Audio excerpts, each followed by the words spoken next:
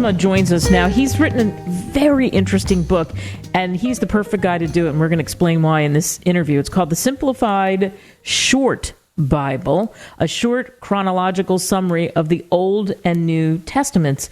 Peter, thanks for coming on. Glad to be here. You and I talked off the air, and you've had an interesting background working, like at one point for the Government Accountability Office. You did studies all over the world, so you dealt with a lot of different people. And I think in your profession, and you can tell us more, but you had to simplify things, didn't you? Yeah, that was what I did for about 3 decades. I took on major issues, complicated issues, and tried to summarize them, study them for a long period of time, and then simplify them and put them in kind of lay language for busy people. So sometimes I'd be working with a team for, say, a year on a particular topic, and we'd have thousands of pages of notes and documents, and we had to make sense of it all, and then write something that was maybe 100 pages long or maybe even 50 pages long. So that was what I did for more than 30 years. And as I got close to the end of leaving one particular profession, I thought, what am I going to do next? And COVID was it just started taking effect, and I had time. And so I thought, I think what I'll do is I'll try to take my skills and simplify the Bible, because I found that the Bible was very long and complicated and difficult to understand, written out of several thousand years ago, lacked certain details that I thought were important for people to know about. So I took that on. So how do you do that? I mean, we just set up the skills that you have. How do you break that down? Do you just start looking at stories? Do you start looking at passages? Obviously, that's part of it. But how do you go about that undertaking? Well, I first have to have kind of the big picture in mind. So I need to understand the whole story before I can actually put it into a storyline that makes logical sense. So, luckily I've been studying the Bible for about 50 years, and I've read hundreds of books and heard thousands of sermons, so I pretty much know the story. But to me, it was always a little bit fuzzy.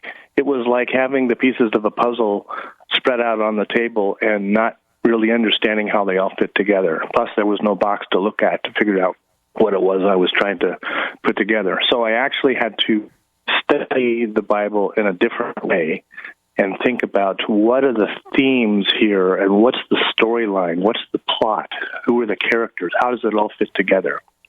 And so once I was able to identify those main themes, there's probably 10 or 15 of them, I was then able to figure out what parts of the Bible I needed to keep and what areas needed to be amplified.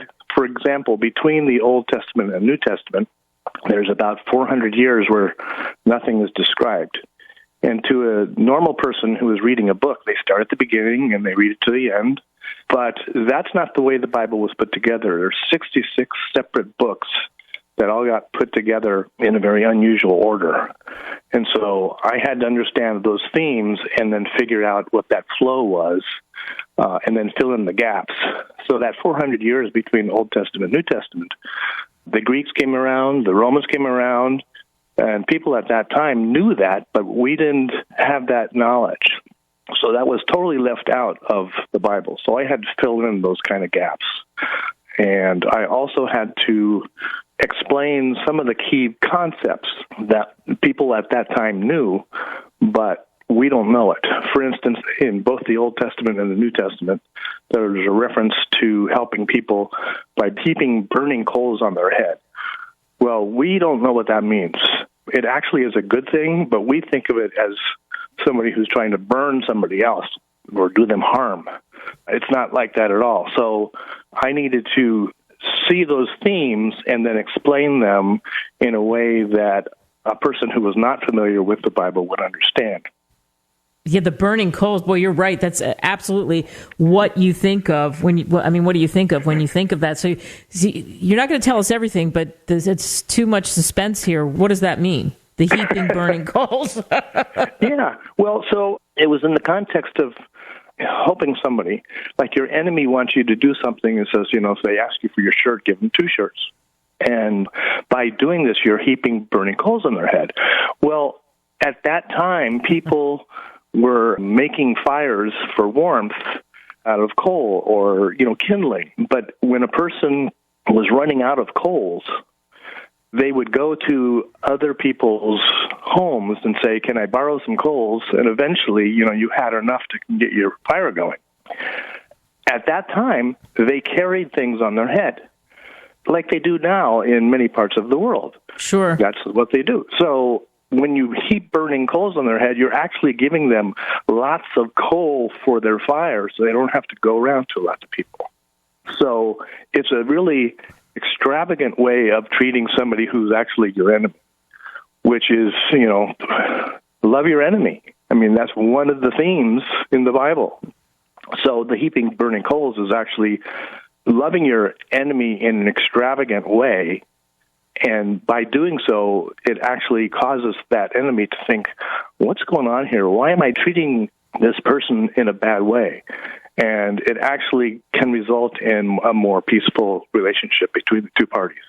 So interesting. How many people have gone through that and have no idea? They just skim over it and have no idea whatsoever what that means. And you just explained it so brilliantly. So again, this is the Simplified Short Bible, a short chronological summary of the Old and New Testaments. And you talk about 10 to 15 themes, main themes. And so obviously people need to get it and then they can find out what they are. But tell us another one. I think many of the themes are very relevant to today's world. And one of them is how to treat people who are disadvantaged, or immigrants, or refugees, or the poor. And one of the themes in both the Old and the New Testament is compassion for people who are disadvantaged in some way. And you see that it goes throughout the whole Bible. And to me, that's something that we need to hear because we seem to lack compassion for people who need help. Yeah, well put. That's it. I mean, and you see that weaved in, but I think, again, that's something that may get lost in some of what we don't understand because of the way, as you say, the Bible is written. What do you ultimately hope, and you're saying it, that people take away from reading your book? Well, I hope people understand the big picture. And I would say that when I started this project, even though I had been studying the Bible for 50 years or more, I still didn't really understand it. Being a Christian, I knew the New Testament very well.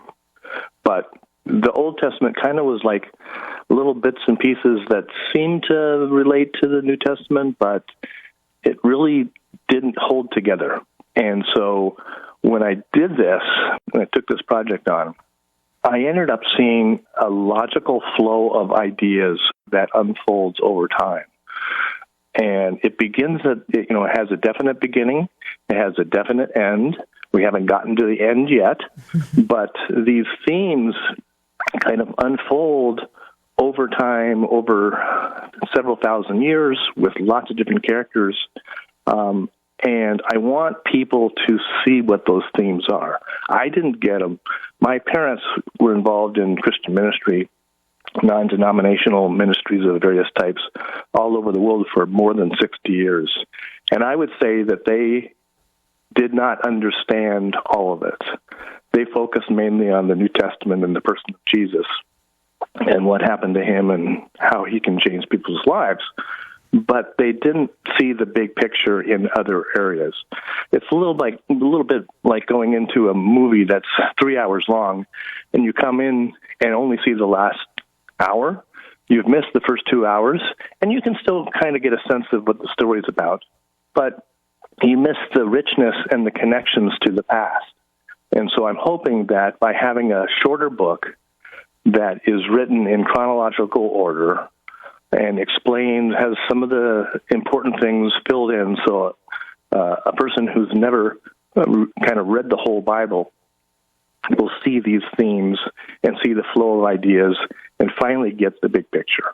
Yeah, that's a perfect summary of that. And we want to say, too, 90% of the profits, right, go to nonprofits? Yes, I've set up a family foundation called the Bylsma Foundation, which is a 501c3 nonprofit organization And the profits from the sale of this book and other books related to it, for instance, I'm having it translated into Portuguese and Spanish and French and German and other languages. I also have a student version.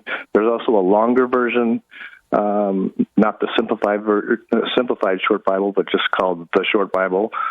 All the profits, 90% of the profits from the sale of these books will flow into this nonprofit foundation, and then we will use those funds to support the poor in spirit, to promote justice, to help spread the truth around the world. So I'm not interested in getting wealthy off the sale of God's book. Right, you want people to know. Yeah. I want people to know the story, and then I want to be able to use the profits to continue to help the world be a better place to live. Yeah, I love it. All right, you can go to authorreputationpress.com. You can pick it up there or wherever great books are sold, Amazon, etc. Thank you. And theshortbible.com is our website where different versions of the book can be purchased. Excellent. Peter, thank you so much. Okay, Kate, thanks.